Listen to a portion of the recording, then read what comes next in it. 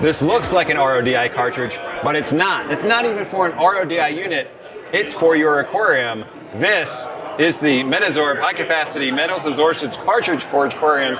And I'm here with Julian Sprungs because I know Metasorb works great for absorbing metals in your aquarium, but this is a unique application of this. That's right. It's a better application for especially larger systems. Okay.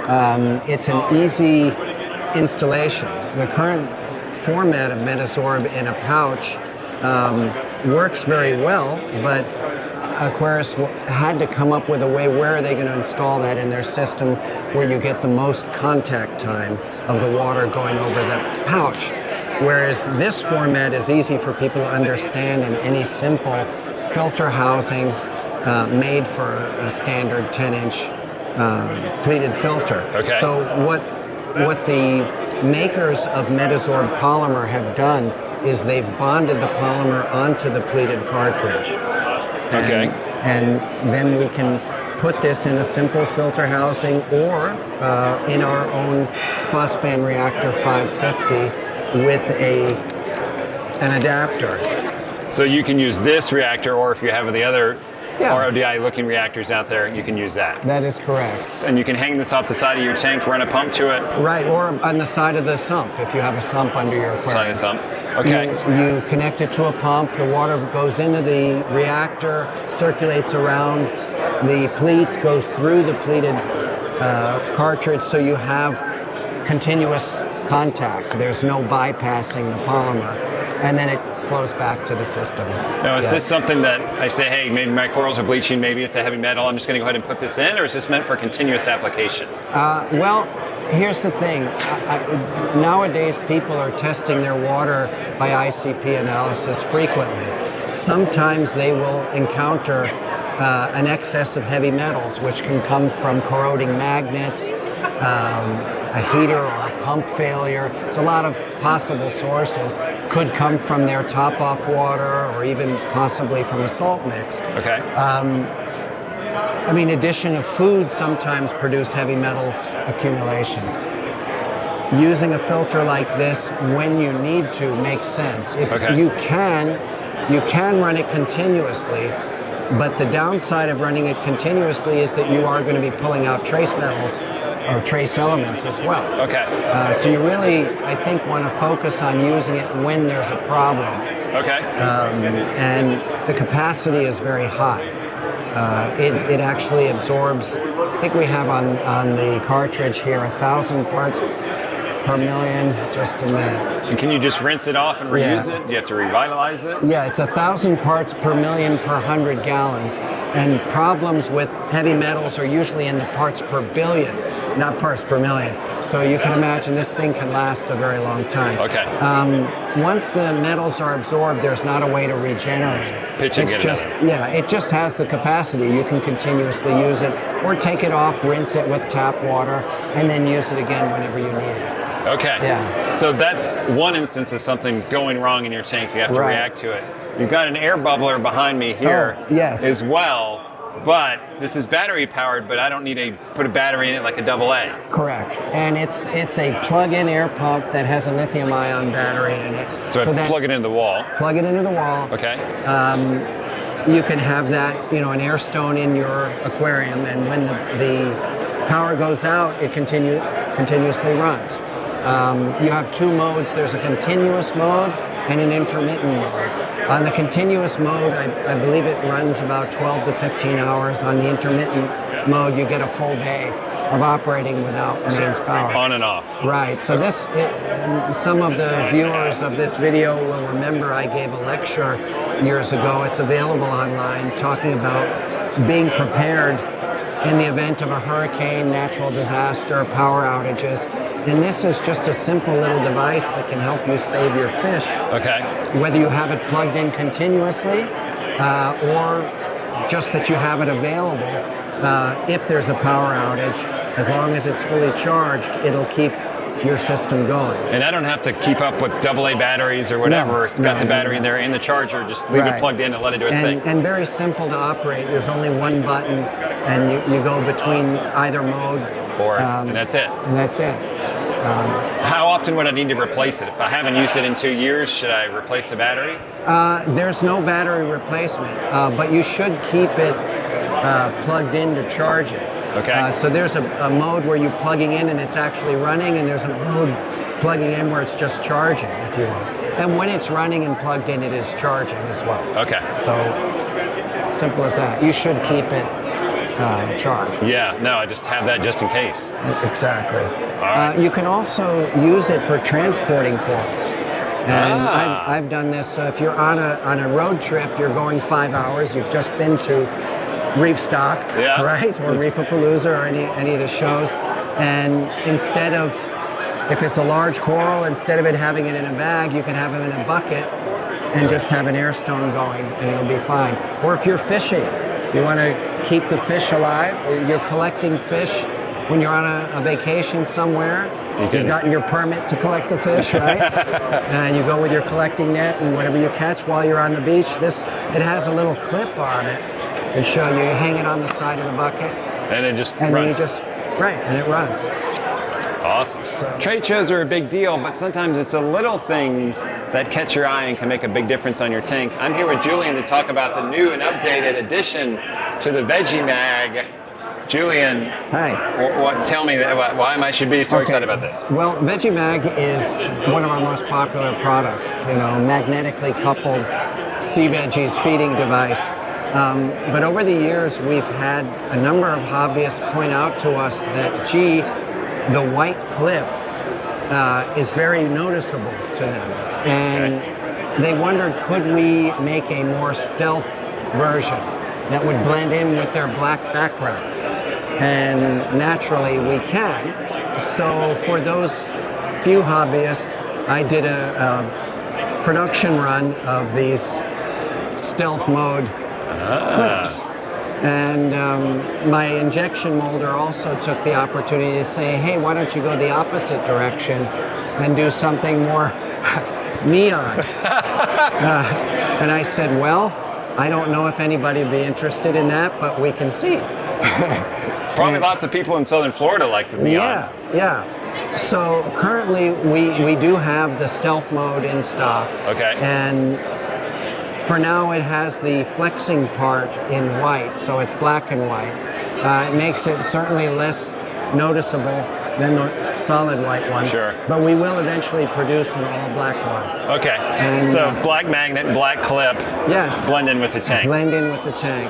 And these will be available shortly in the marketplace. They aren't current. So speaking of blending in with the tank, aquascapes have come a long way recently. Lots of people like to make wild aquascapes, mortaring things together, super gluing them together.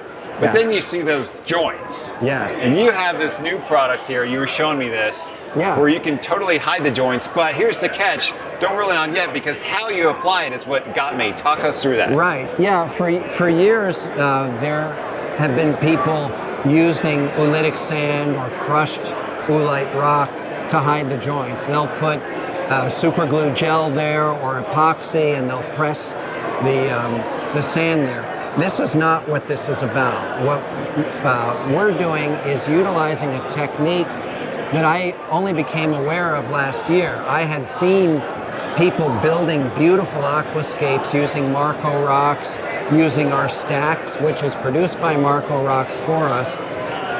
And I figured that they were either using the Portland cement or, E-Marco or our stick cement or possibly epoxy to build those structures, and that's not how they're doing it. Okay. They are using the oolitic sand as a gap-filling material, and they're using a liquid cyanoacrylate to instantly form a bond. Which is what this is. That's what this is. You can see it's very liquid. Low viscosity liquid. And all you do is you place the rocks in such a way that the sand is filling the gap, and you... With this. Right. Fill the gap with this. Right. And you soak with just a few drops, squirt it, basically. And the bond is instant. There's no waiting. There's no curing. I don't have It's to like hold that. it while it sets. No, it's done. As soon as that soaks it, you could lift the rock up and then go to the next one and continue building. So it's not glue it, pitch the seine on there, hope it sticks. Yeah. Totally different application. Right. And that's how these beautiful gravity-defying structures are being made. And they're made fairly quickly. Yeah, like it's super simple. Just inject it and you go. Right. That's That is awesome. it. Yes. See the strength on that. I was going to say, I'm going to try to break this while you're grabbing this. Yeah. I mean, Yeah, you probably could if you tried really, really hard. but I'm not. Yeah. I mean, I'm not going to ruin this display, but no, Yeah, I'm giving it's this some strong. torque and it's not. Yeah. So I don't have to like hold it for an hour while it No, sets no. up. It's just ready to go. Yes. That's awesome. That's it. And that's, a couple of little scrap rocks and it forms a beautiful shape too. So when are we going to get the colored sand to go in with the pre-colored We rock? will do that. Ah. We will do that. Okay. And there will be freshwater versions as well with the freshwater rocks. Okay. So, yeah. So speaking of freshwater, this looks like freshwater rock, but you said no. Yeah, I mean it is. It is a river type pebble, and Okay. this is being marketed both for freshwater and marine. It's a larger, a coarser grain of our refugite, Okay. and it, when it's wet, it's beautiful color. So whether it's for a freshwater planted tank, freshwater fish, or marine aquarium or marine planted tank, it's a beautiful bottom substrate. You're not concerned about the tridents getting stuck in here? No, Because it's I mean, coarser? Obviously people can stir a gravel back just Right. like with any gravel, but it's certainly it's not going to move around with your water flow. Right, you can 'cause crank you it can up. feel it's heavy. Yeah, definitely. Yeah, and it's mineral rich. It has iron and manganese in the substrate. But it's not going to supplement the tank by dissolving in your aquarium. Slowly. Okay. It's suitable for a freshwater planted tank. It contribute a little bit to TDS, but not so much that it's an issue for Okay. a And freshwater tank. 2 shell products here. Talk me Yeah. through these. Yes.